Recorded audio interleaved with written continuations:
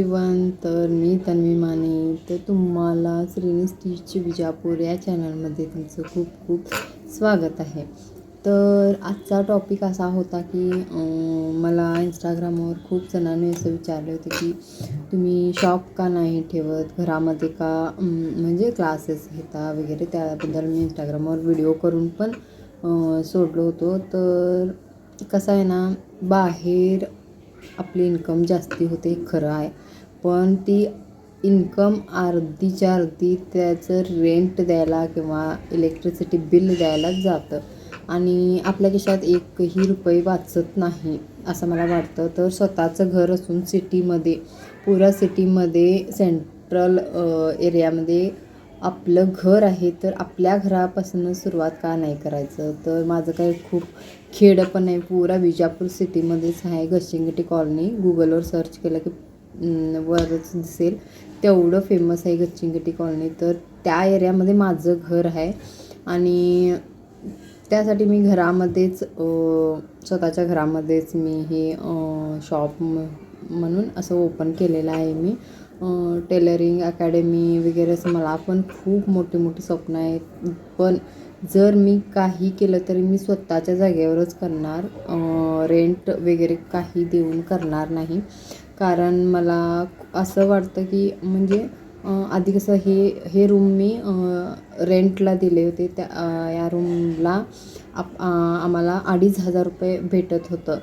तर आता ह्या रूममध्ये मी शिफ्ट झाले, रेंट सोडवलेलं आहे रेंट असणाऱ्यांना. तर हे 2,500 रुपये मी बाजूला सरकवून ठेवतो, कारण ही म्हणजे माझं रेंट भरल्यासारखं. तर हे 2,500 रुपये आणि मटेरियल वगैरे असं थोडंफार होऊन खूप पैसे कमी वाचतात माझ्याकडे. तर जर मी खरं भाडं देत असेल तर दुसऱ्या कुणाचं, तर मी शॉप रेंटवर घेऊन म्हणजे भाडं देत असेल तर तेव्हा मला खूप ओझं जाणार. आता हे माझं स्वतःचं आहे, मी एखाद्या वेळेला मी नाही काढून ठेवले तरी चालते. एखाद्या मंथला मी भाडं साईडला नाही ठेवलं तरी बी चालते. पण आपण स्वतः शॉप रेंटवर घेतो तेव्हा तसं राहत नाही. आम्ही ॲडव्हान्स द्यावं लागतं तिथं आणि महिन्याला तर भरावंच लागणार. तर खूप पैशाची गरज लागते त्या वेळेला आणि इन्कम नसली तर स्वतःच्या खिशातून पैसे घालावे लागतात.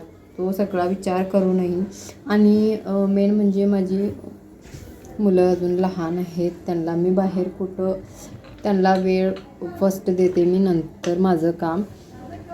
तर हेच सांगायसाठी माझा हा व्हिडिओ होता. जर तुम्ही हाऊसवाईफ असाल किंवा हे टेलरिंग वगैरे तुम्हाला येत असेल तरी स्वतःच्या जाग्यामध्येच करायला म्हणजे करा. कारण फिनिशिंग छान असेल तर माउथ टू माउथ आपणच पब्लिश होईल.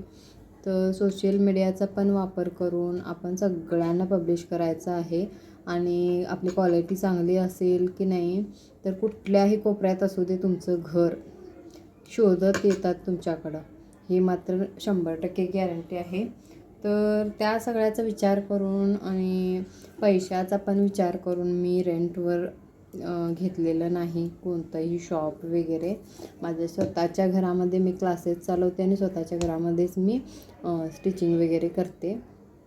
तर यासाठी मला कोणतेही भाडं वगैरे भरायला भाग पाडत नाही आणि जे भाड्याचे वगैरे पैसे आहेत ते माझ्या खिशामध्येच राहतात.